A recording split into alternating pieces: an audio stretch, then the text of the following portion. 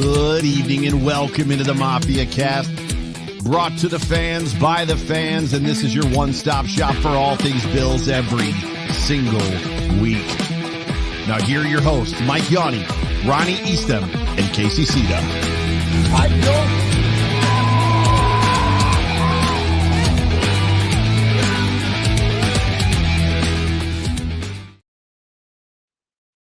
Welcome back to the Mafia Cast. Bills Mafia, how are we doing today? I'm back. I'm still in enemy territory, though, but I am safe. I tried to get into the stadium, get my hands on a playbook. I got caught. You didn't get it. I was able to outrun Xavier Worthy and escaped with my life. So, but you're forgetting to say that Andy Reid is the one that caught you. Because you smelled like cheeseburgers. Yeah, well, fortunately I had a pocket of cheeseburgers, so I threw those at him to get him away. And then Xavier Worthy, he did get close, but I just gave him a little shoulder bump, and he fell over like a bowling pin. So, oh my God, Casey, what's going on, my man? How you doing? Hi, Papa Ron. I'm good. I'm glad you're back. I'm glad that you're okay in enemy territory. I hope you're speaking quietly so the people around you can't hear you in your hotel. And if I see those walls tearing down, just shoot me a text and let me know what hotel you're at, and I'll take care of you. I'll get a hold of Mom. All right, cool. I appreciate you, my man. Yeah, it's been interesting being over here in Kansas City. My wife and I, we went to a Kansas City Royals game the other day, which we really enjoy going to baseball games. They're a lot of fun. It's a different vibe than football games. Plus, I don't have any skin in the game with either team. I don't care. It's just a fun game. It ended up being a 6-5 final. I was kind of hoping for extra innings. I thought it would have been a lot of fun. We did get to see, oh my gosh, now I forget the name, but something, Bobby Witt Jr. Got to see him play. Nice. Yeah, that was kind of cool. Home runs, doubles, triples. It was a fun game to be at. But yeah, I have to say, this whole experience. So I've been to Buffalo a couple times now. Now, to be fair, it was during football season both times. Bills fans everywhere. Everybody's wearing Bills attire. There's posters. There's billboards. Everywhere you look, there's Bills stuff. We came here. I've seen maybe 4 or 5 people total this whole week dressed in Chiefs gear. I saw one poster at the airport. That's about it. So I was a little surprised by that. So I'm going to ask you, because, obviously you and Mike live there. Is it the same way in the summertime, or is everybody still decked out in Bills stuff? Is there still Bills everywhere? Yeah. Neither of us live in Buffalo, but Mike's an hour and a half away, hour and 20 minutes outside the stadium. I'm about 2.5 hours from the stadium. Even as far as I am, doing DoorDash for my daily job, just today, I can think of probably 10 people that I saw wearing a Bills hat or, a Bills shirt. And again, that's being in the dead center of the state. You got Pennsylvania, 2 hours away from you, so Philly, Pittsburgh, and we're 4 hours from the city. So you still got those two teams. But even it's funny going from where I am just to Rochester to go and hang out with Mike and my sister. It's amazing how many more people even in Rochester are decked out in Bills gear, even compared to where I live. And then the closer you get to Buffalo, it's like a gradual incline. The closer you get, the more and more people you see it, and it is. It's constant.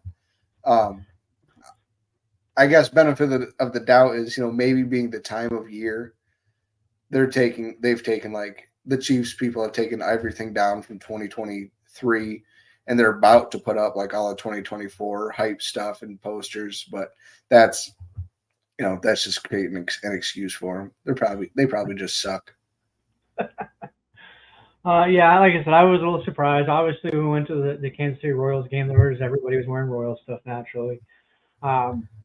And we were, oh my gosh, where were we?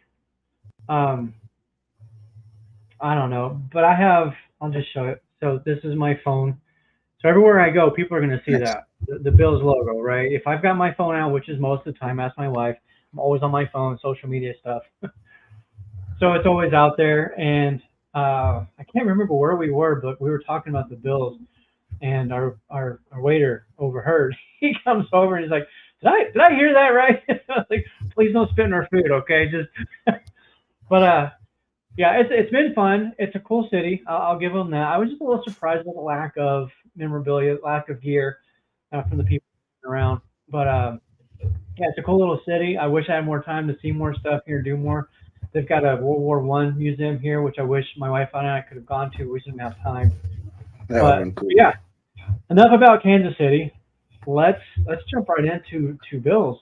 Um, Before Mike, I'll answer that question here in just a moment as far as the barbecue goes. I do have to mention that, but the other Monday's show, Casey, you guys were talking about the wide receiver situation. You were talking about the Brandon Ayuk deal, free agent receivers coming in next year, and I commented because I did get a few minutes to listen to you guys live before I had to get off of there, but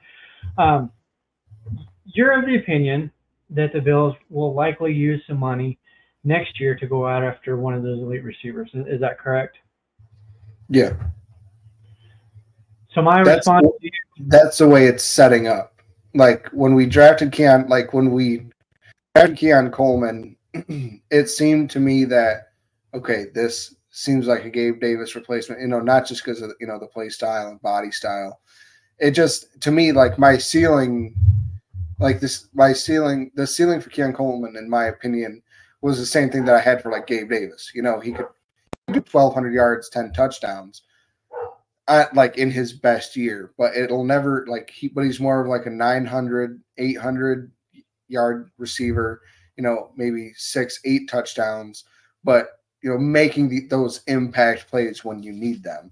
And then it seemed to me that okay, so between him and then I'll say low key free agent wide receiver free agents, they didn't make a splash.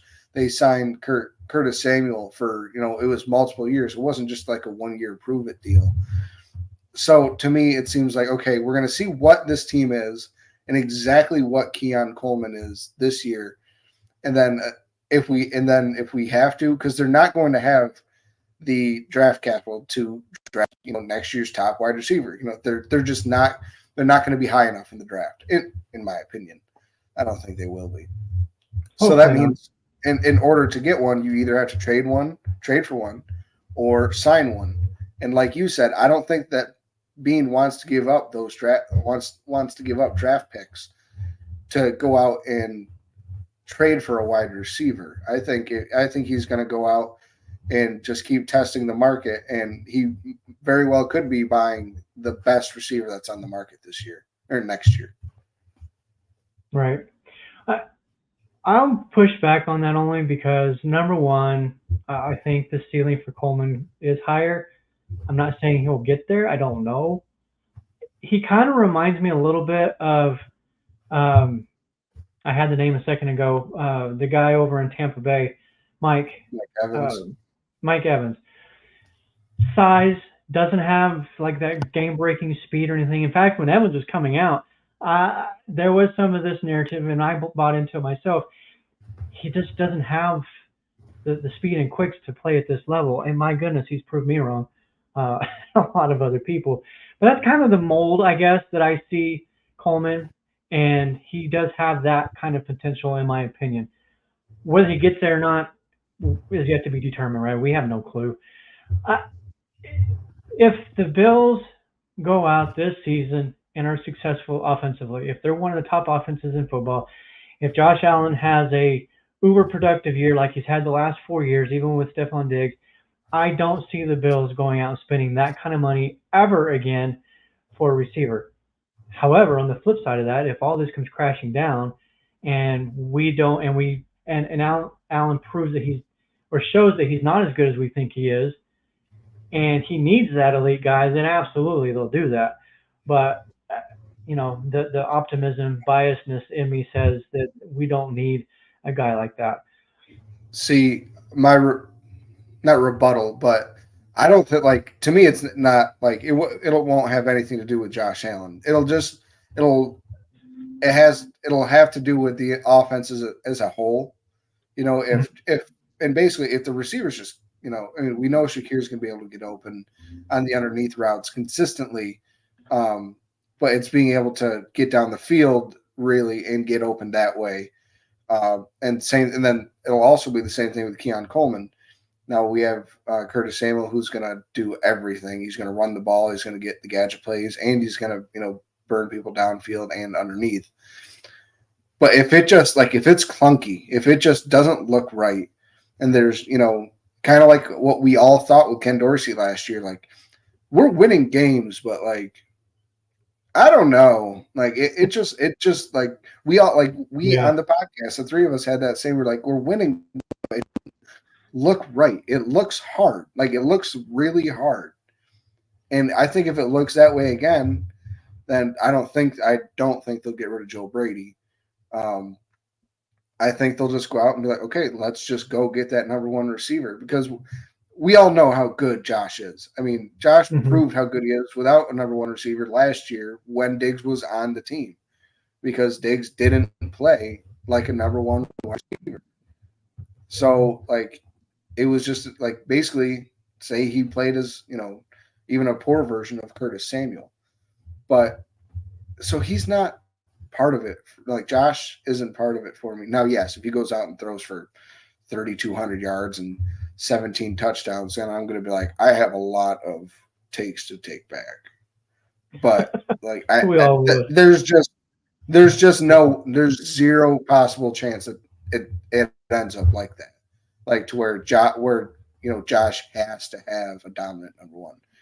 He's too good now. I agree, 100% agree with that.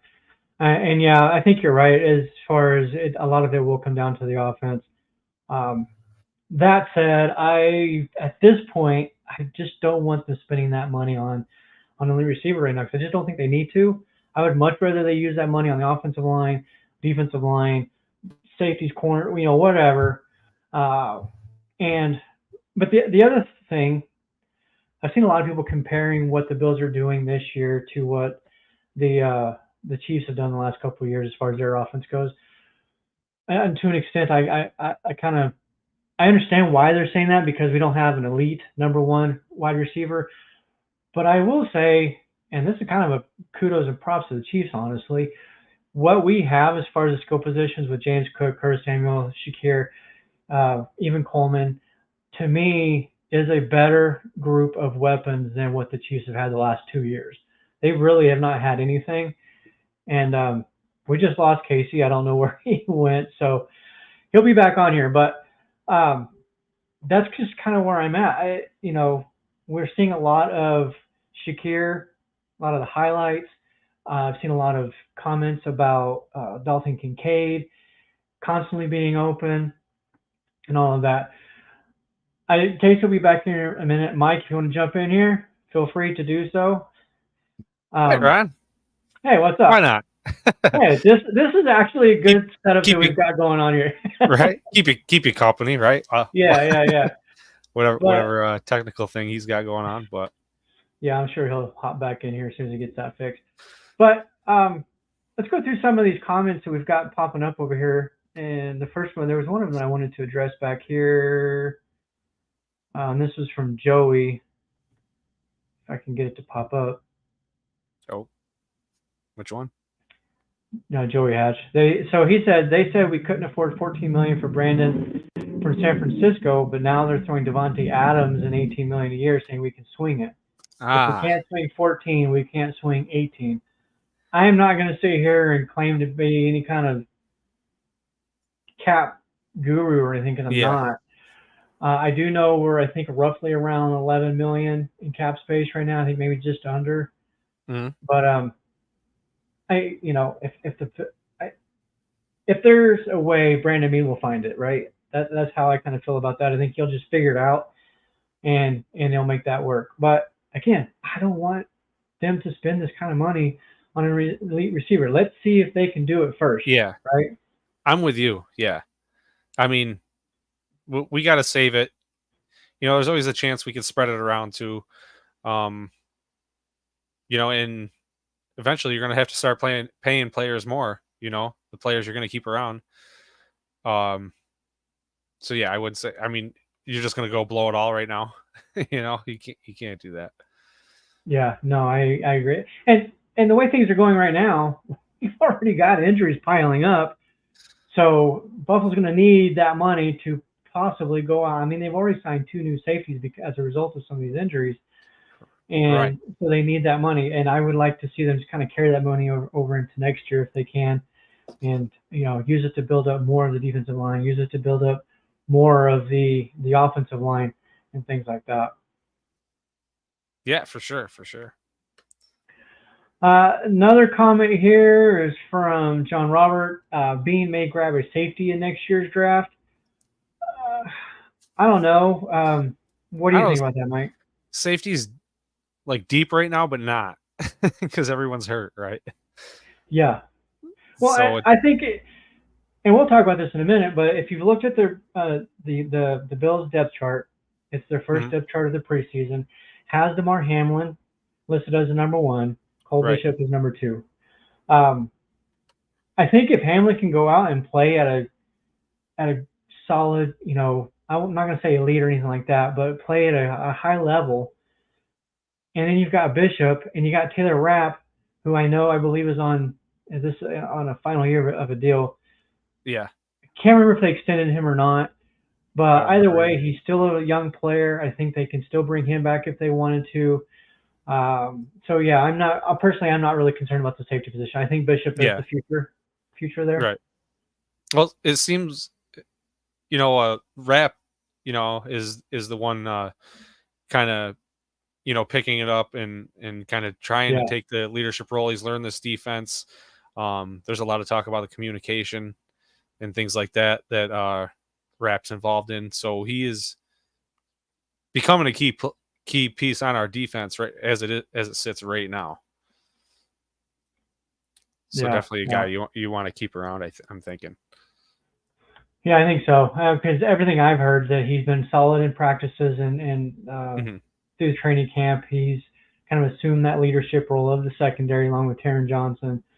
So I definitely think he's somebody that's as far as drafting safety next year. We still got Cole Bishop. We got to see what he has, but he's just a little banged up right now, and they got to give it some time, right? Yeah. It looks like Casey might be back in here. I'm not sure. I can see him in the studio background there, but anyways, there he is. There he is. Can you hear us? I hate technology. All of a sudden, everything just went completely still. And I was like, what is going on?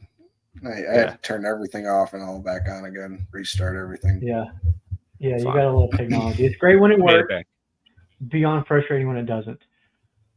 So, a few other comments here. Also, I'm going to go hide now. Okay.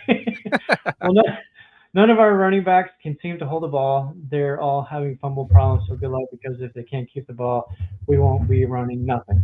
I did hear, I think it was today or yesterday, that was an issue. I haven't really seen that as an issue throughout training camp, though. Plus, this early in this whole process, I'm not too concerned about that just yet. Excuse me. Ray Davis put the ball on the carpet. I think it was twice yesterday.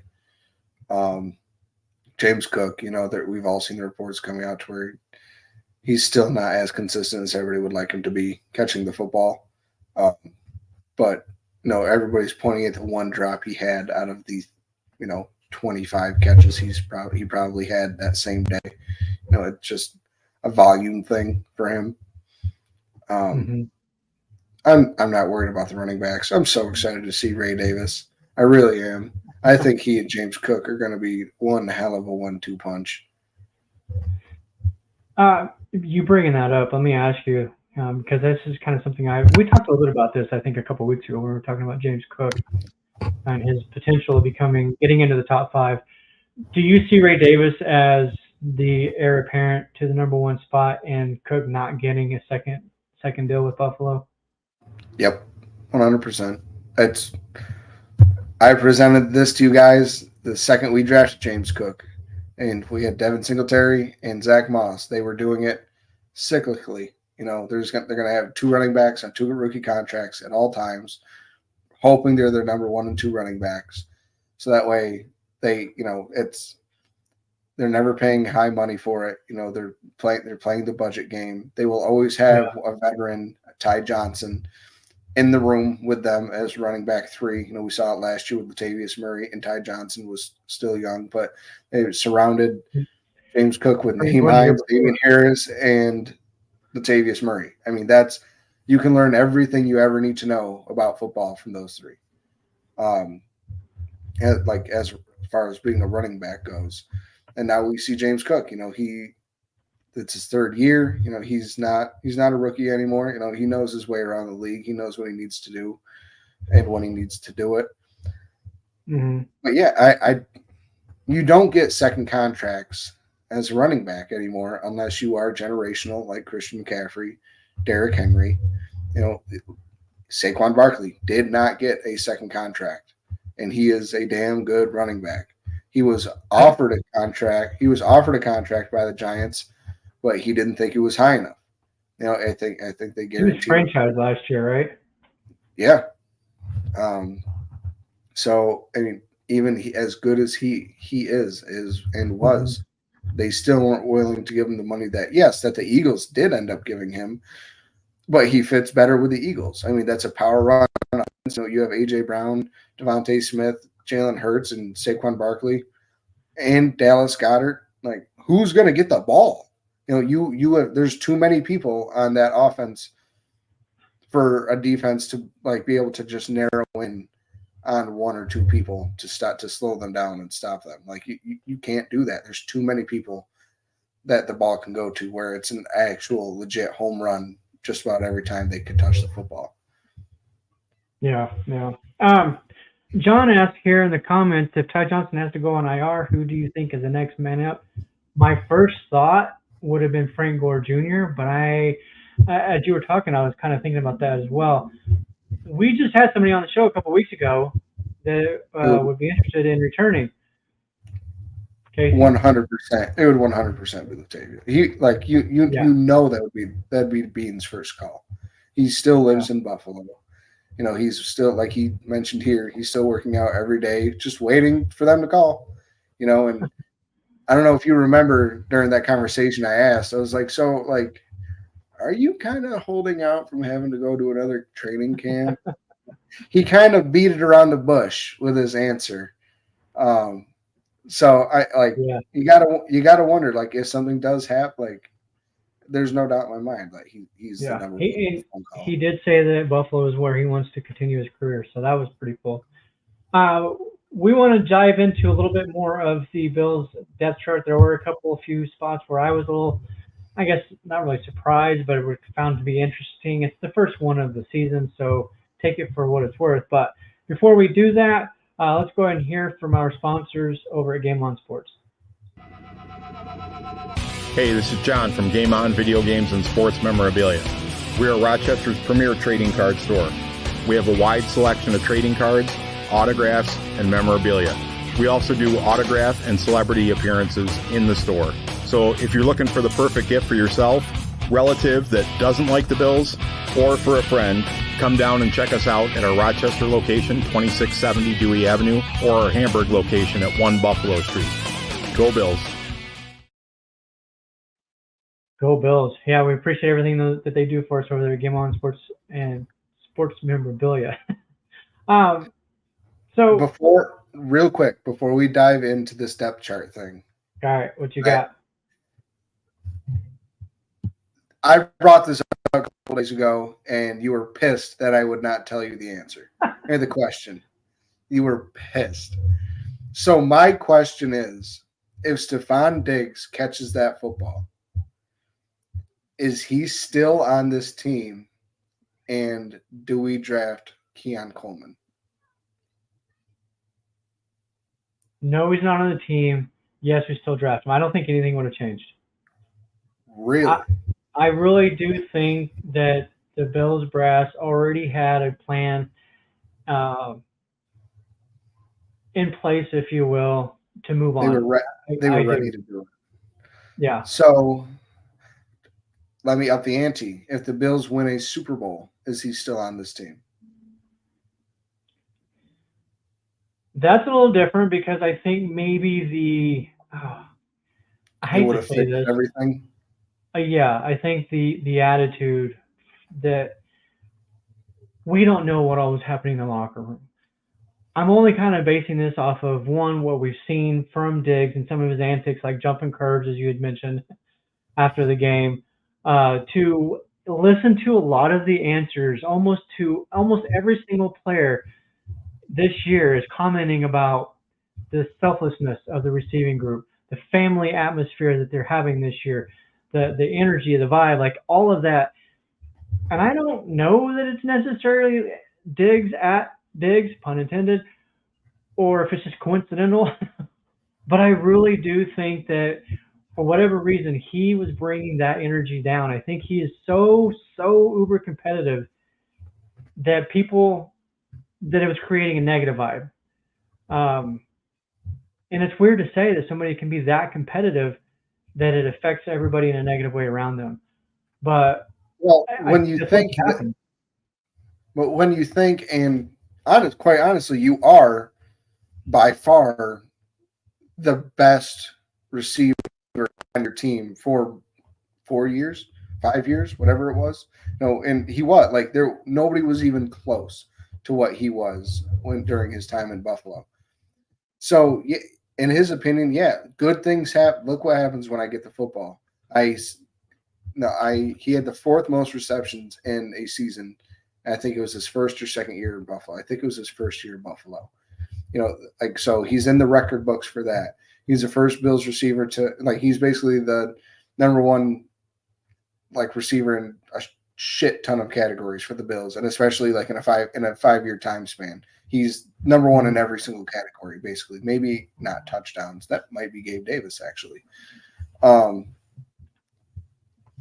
But when you're just that much better, and you're like, look what happens when I get the ball. Good things happen.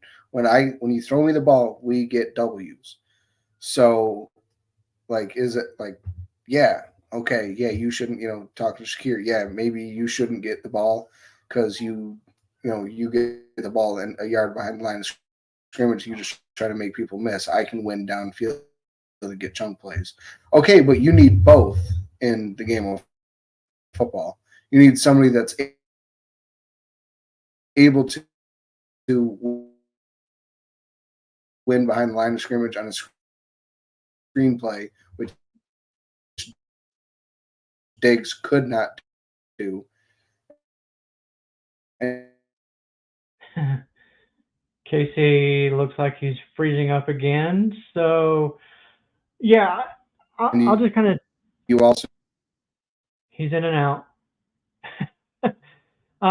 Yeah, I think, I don't know. It's hard to say last season because we look at the how things were going the first part of the season when he was getting all the receptions and making plays. We just weren't winning a lot of football. We were 6-6, I believe, and then they started to kind of move away from that. I don't know if the issue is, or if the issue was, Diggs didn't have it anymore as he hit that wall physically where he can't do what he was doing before. I don't know. Was he pulling coverage away that helped open things up for Shakir underneath? Again, I don't know. But from all of the reports and everything that we have seen out of training camp, it sounds like Shakir and Kincaid are this offense. They are always open. I don't know that they needed Diggs to pull coverage away. And I've even heard from some of the players that played against the Bills, that's not true. We were not, angling our coverage towards Diggs or focusing on him. So this season is going to be super, super interesting for me. John Roberts says, by yourself, so keep talking. I'm trying. I'm going to roll with this just as it is until Casey gets back on here. He's obviously having some computer issues or internet. But so this is going to be interesting. I can't wait to see what we have. I can't wait till Saturday because we actually have a game. And McDermott has already said that the Bills will play their starters, including Allen, for roughly about a quarter. I will be on the edge of my seat for that first quarter. What's up, Mike? Welcome in. You're muted, I think. But yeah, I can't wait. I can't wait to this game. See how things go in this quarter. Mike, let me ask you, with this game, will you be concerned? Do you have to see that Bills offense clicking this first game, or if they go out there and they're 3 and out, and then they're off the field for the rest of the game, is that going to worry you? It's preseason. Nah, there you go. Right? Time to take risks. I agree. I don't know. Yeah. You're trying whatever. I mean, maybe some stuff you wouldn't do in the regular season, and just see how it works out. So really, I don't know. It's more fun. It's relaxed. It's just totally different than these regular season games. But you still want to win. Oh yeah. You always want to win, but it's like I don't know. You're always rooting for the underdog. I feel like you're. I don't know. It's weird. Yeah, because it's like I don't know. It's not the actual team. It is, but it's not. That's one of the things I remember from watching preseason games back in the 80s and 90s. The Bills, I swear, those 4 Super Bowl years, I think they won like 1 or 2 preseason games, all 4 years combined. They just didn't ever win. It don't matter. Yeah, it doesn't matter. But as a fan, you still want to watch them. You still want to see them win. And I imagine, as an athlete, those guys on the field, they want to win. Like they're playing for a job, they're playing for money, they're playing for their teammates. They want to win those games. Yeah. Yes, the grand scheme of it doesn't mean anything as far as standing goes. Yeah. But I guess I'm a different breed. I love preseason. But as far as winning, I mean, I get it. Like you want to see, like I don't care if you're 4th string, you're in the game. I want to see you make a big play. Yeah. To know that you're there. You mean business. You want to play football. So, that's good to see too. Even because it's hard for some people. You watch the first quarter, or first half, or whatever, and then you kind of phase it out a little bit. But really, to see,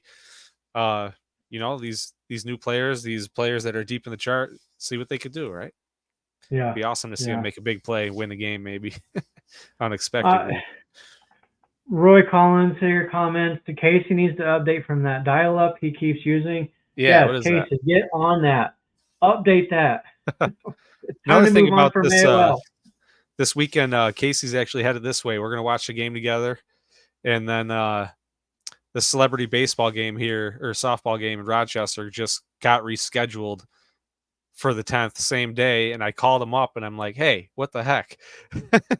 I bought these tickets, as a gift and as Bills fans, but I'm like, now we got this scheduling thing. Our Bills player is going to be there because there was a couple mentioned current players. I think Groot was one of them, but so we're all conflicted, but they pushed it back to 7:30. So we're going to do both. You get both, best of both worlds. Yeah. They said Andre Reed's supposed to be there. TO now. That'd be cool. That'd be pretty cool.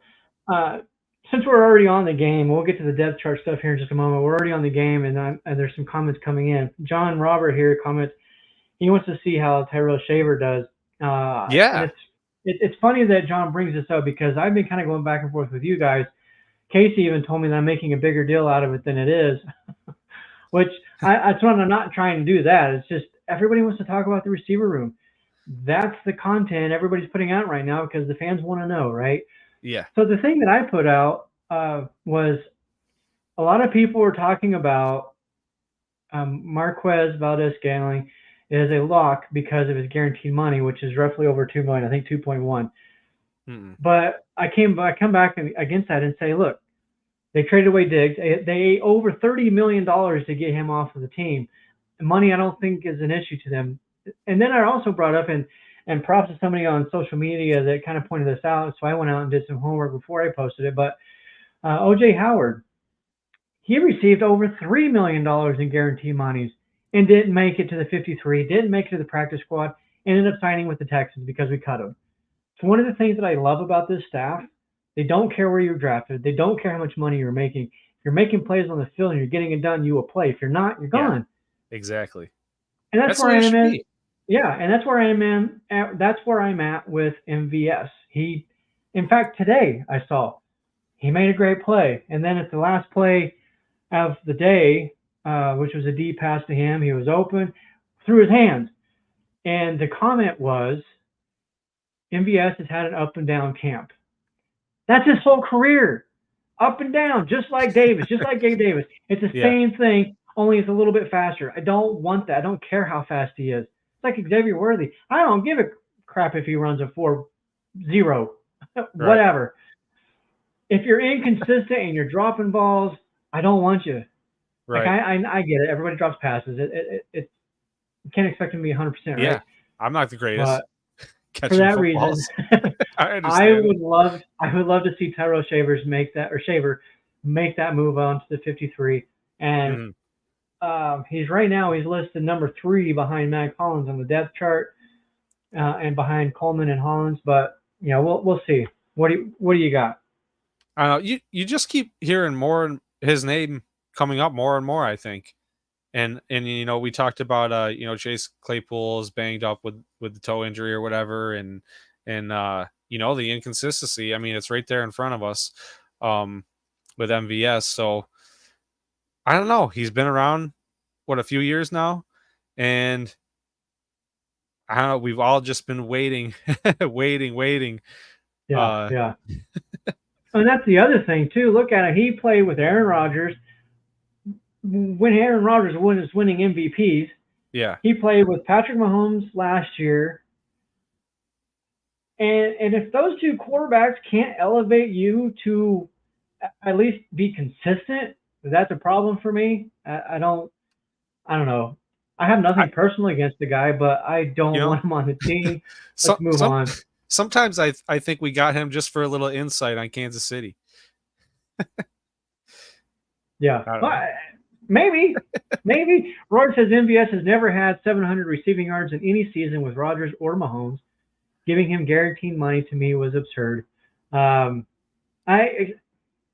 got a little bit of agree with that, but the way these contracts work these days, I guess it's $2 million. To me and you, that's a lot of money. I don't feel like that's a lot of money for them. And I also think that at the time when they signed him, they didn't have Coleman yet, right? I do believe they had Curtis Samuel. Right.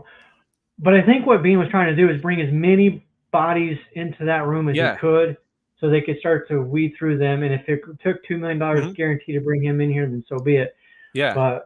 And if he's had an inconsistent career or camp or whatever, one thing he does have is experience in the league.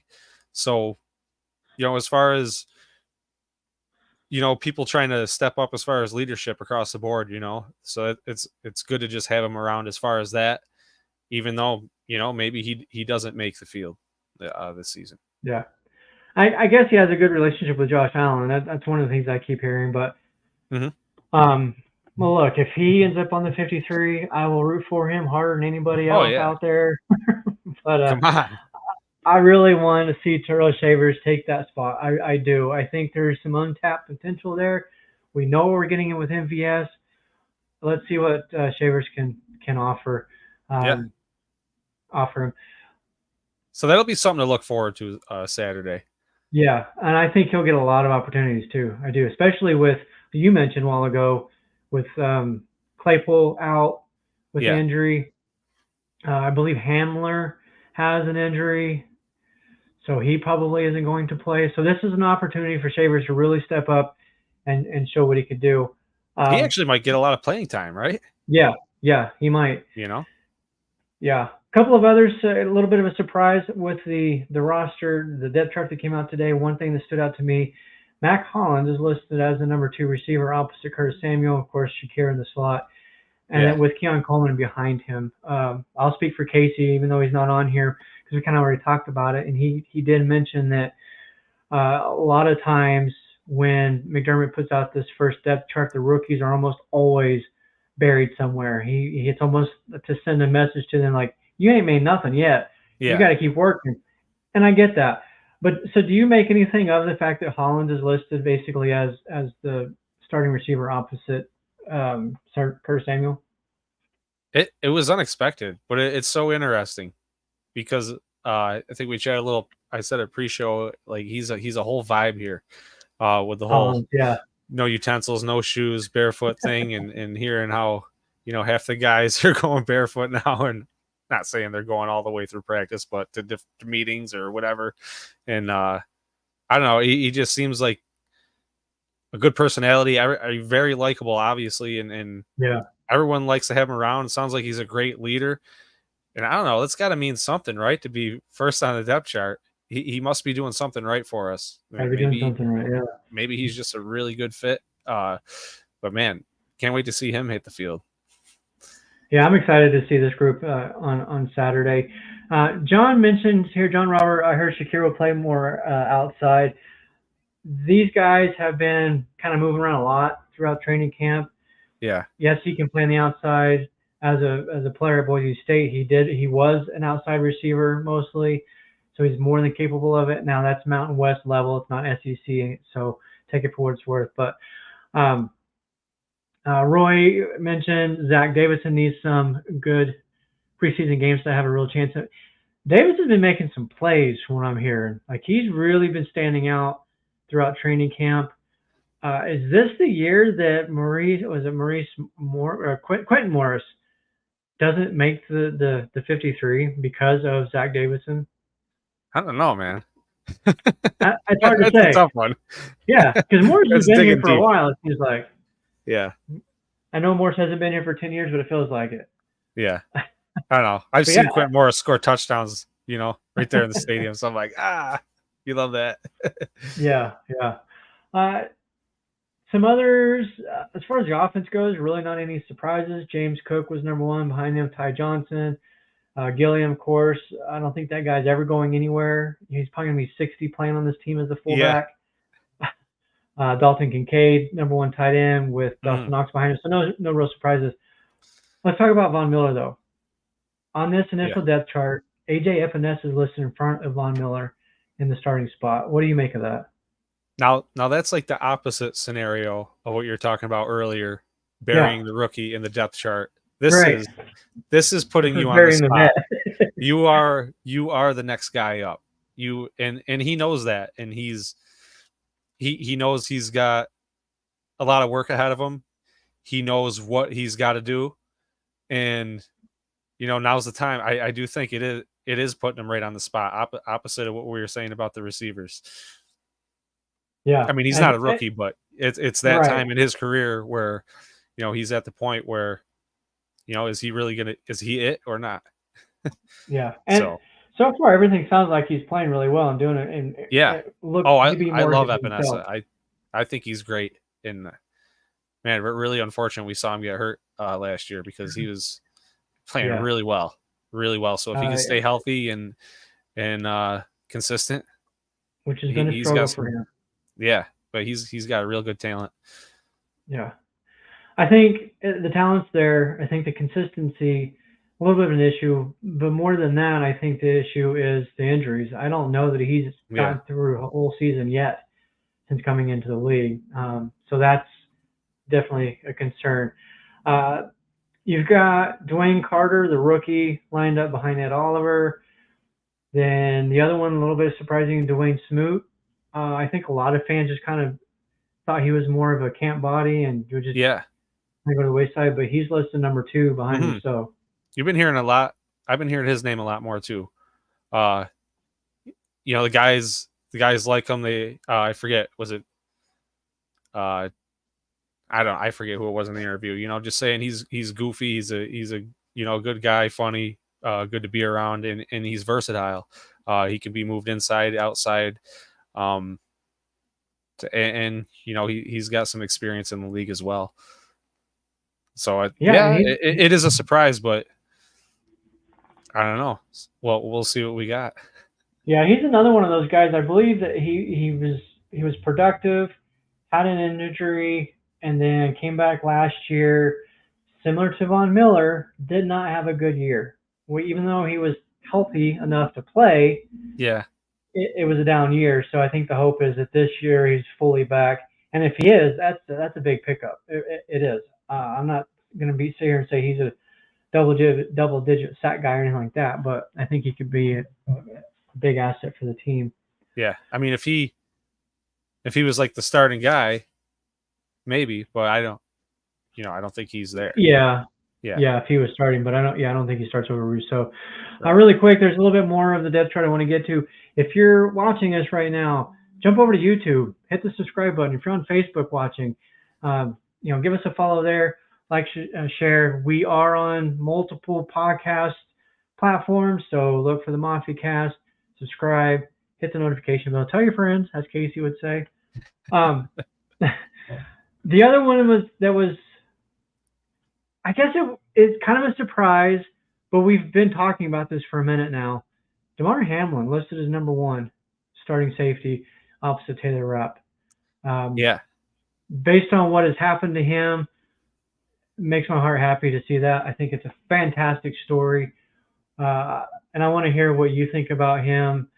Would you be comfortable with him in the starting role? I am for right now. I mean, things are, it's unfortunate the situation we're in with guys banged up, but yeah, things couldn't, I feel like, be working out better for him. So really, I'm really happy for him. I'm all for it, man. If he can, prove that he's got it. I mean, these other guys are going to take some time, so he might be the guy in that spot for a little while. We'll see. I mean, these injuries are week to week or whatever, and you got to get reps in. Especially the rookie Cole Bishop. If he's not getting reps in because he's banged up, then I mean he's not learning this defense, and he's not getting used to playing in it. Yeah, I know Casey. I think he mentioned this last on Monday night show with you and him. Mm-hmm. He mentioned that a kind of a Terrell Bernard situation where he thinks that it's possible that Mike Edwards is the starting safety and will come back. We'll assume that position once he's healthy enough to do so. But yeah, go ahead. He's set further back than Cole Bishop just because I feel like he's been injured since he showed up here. He really has. I don't know. Yeah. I mean, I don't know how much time he's had on the field in practice, but it seems like he's been hurt since OTAs, just about. Yeah. But I heard him do much. I mean, maybe he's learning and he's watching, but yeah, who knows? But if Hamlin goes in there and plays well, mm-hmm. I don't see a reason to change it. If he does go in there and play well and does complete the season, or not complete, but plays the majority of the year as a starter, maybe he plays all 17 games, whatever. Yeah. Do you think the comeback player of the year voters would be like, you know what, we screwed up a season ago. Now's our opportunity to fix that.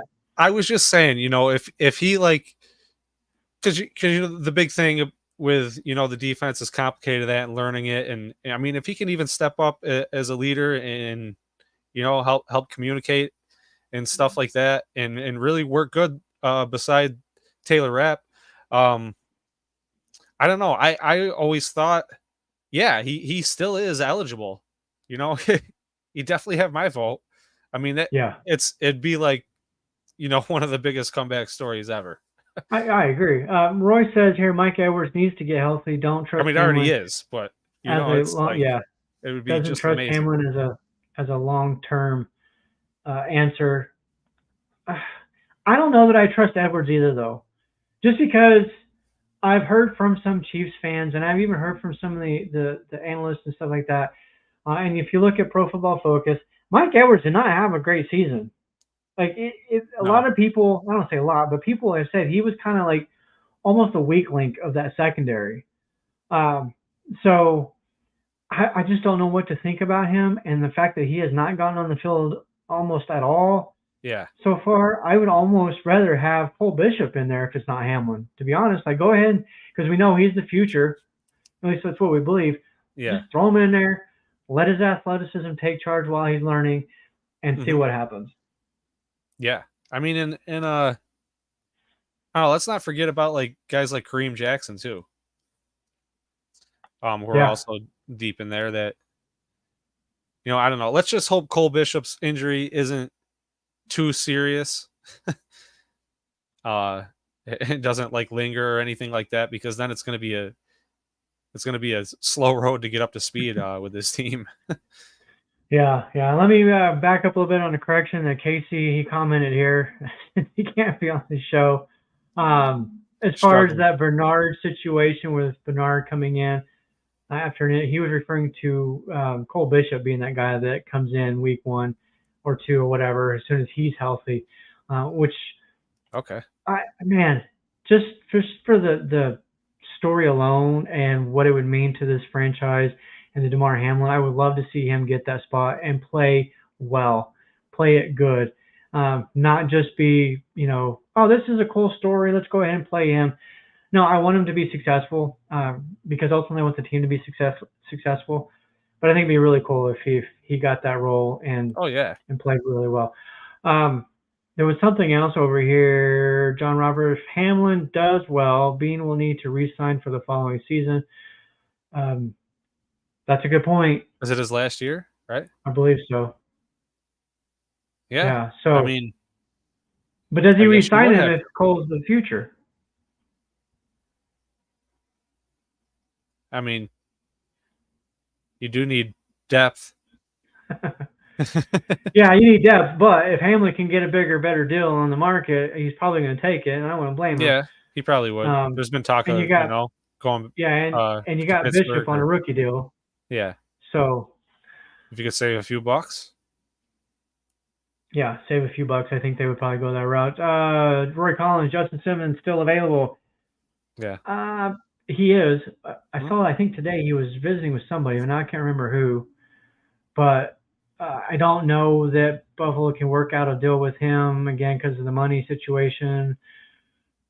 I don't know. I don't know what to think about the Justin Simmons. No. There's a lot of talk about that one, though. Yeah. I don't know. It seems like Rapp is really kind of picked up on things. It's going to be his first full season. It seems like, and it just, like I said, it just seems like he's really picking up on things. So I'm comfortable for now. It's early enough. Preseason, we got enough time there to see how some of these things shake out before we get too worried. Hey, we're getting close to the end of time here. Really quick, though, before we bounce. We do have a game this weekend, Saturday, 1 o'clock Eastern. I almost said 11 because it's 11 o'clock for me at home. 1 o'clock Eastern, Bills versus Bears. Caleb Williams will play for the Bears, sounds like. Josh Allen's going to be out there on the field. He's going to play for about a quarter. What are you looking for out of this game? Is there a particular player, position group that you're looking at or want to get some feel-good feelings from, or are you just going to go enjoy the game and see what happens? We're just going to enjoy it. Casey said we're gonna relax. Maybe we'll take a couple notes, but no, just the eye test, right? You're finally on the field. Some of these guys have never played an NFL snap before, a real NFL snap. They still haven't, even after this game. But seeing what we do. I don't know, getting the kinks out. Get rid of the drops, trying this and that. Practice your celebrations, if we get in the end zone. Hopefully they score some points. I want to see the first. I want to see the first team offense kind of click. Back in the chart. It'd be cool to see guys make big plays. We're not looking for Josh to come out in the first play and throw a bomb TD to that'd be cool, Matt though. Collins or Keon. It would be super cool. I'm here for it, man. If it happens. Well, it happens. and First of all, John Robert, our next podcast, yes, we will be on here Monday, 7 o'clock Eastern. We're Monday and Thursday night, 7 o'clock Eastern, from here until the end of the season, whenever that happens. We have a game, so we wouldn't be the Mafia Cast without some predictions and scores. It's so much harder with preseason because we have no clue. And those of you in the comments, Casey, if you're still able to listen, put your score prediction in there. John, Roy, all you guys, Joey, throw in your score predictions in there. I want to see. Mike, what do you got? We'll get some. Get them comments in there, and we might throw them up in the TikTok video. Maybe we'll get them going again. But Man, you really caught me off guard with this one, but I'm just gonna wing it, right? 34-21 Bills. All right. I like it. I will go with let's say 26-19. Some weird off the wall score. 26-19. Yeah. Bills win that. Casey says he's still in there. I don't see any scores in here. Roy says, how many field goals will Bass miss on Saturday? Okay, really quick before we go, because Roy brought that up, this is kind of becoming almost like that'd be terrible. An issue. Like, go out there and, let me see if I can find it again, because I want to talk about Roy, you're this. bad, man. But it is quick moment as far as the Tyler Bass stuff. Roy says Bills lose 23-21 because Bass misses. So, Mike, go through the comments for me for just a moment while I look for this little. We got John Robert. He's got the Bills 24-10, taking the dub. Casey, we're still waiting on his. There it is. 23-17. Bears. He's going Bears. Oh, you guys. Probably because maybe Caleb Williams is going to be playing more than Josh Allen. I don't know. Casey, why are you saying we lose game number 1? We've actually won the majority of our preseason games the last few years. I don't know if you guys noticed that. For a while there, we had a nice little streak going of like 10-11 straight. So he's trying to get the heartbreak out of the way. I guess so. Okay. You done with it. I found what I was looking for. All right. And I'll give a shout out to Sarah Larson. A lot of you probably know her from the Buffalo Rumblings group or team. She put out a tweet earlier today for the Tyler Bass camp. Roy, are you listening?